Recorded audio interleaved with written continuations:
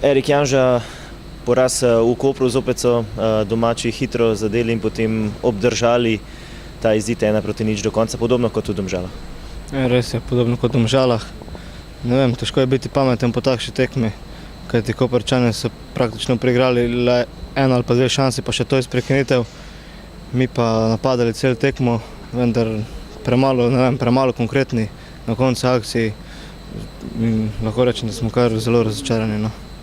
V zadnjem obdobju imate kar nekaj težav z doseganjem zadetkov, tudi proti Rudarju ni šlo, čeprav je imel igralca manj, se je zaprl bunker in nekako niso uspeli prebiti. Ja, res je. Ne vem, mogoče tudi mi malo preveč igramo naokrog širino, premalo globino iščemo. Kaj naj rečem, mogoče nam manjka tisti zadnji pas, zadnja podaja za gol, ampak upam, da se bo to kmalu obrnilo v našo prid. Verjetno so takšni porazi še posebej boleči. Ja, seveda, kajti iskreno povedano smo pričakovali vsakako piko tle v Kopru, kajti vedeli smo, da če to zmagamo, smo čisto blizu, ampak ne vem, ni se išlo, glave gor, gremo naprej. In naprej bo že tekma v sredo, četrtfinale pokala, nadoknaditi morate 2 zadetka zaostanka proti Olimpiji. Kako se lotiti Ljubljančanov? Ja, ne vem, mi bomo šli na vse ali nič, kajti izgubiti več nimamo kaj.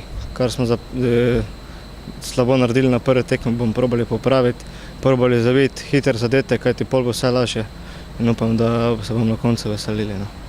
Najlepša hvala, srečno. Hvala vam.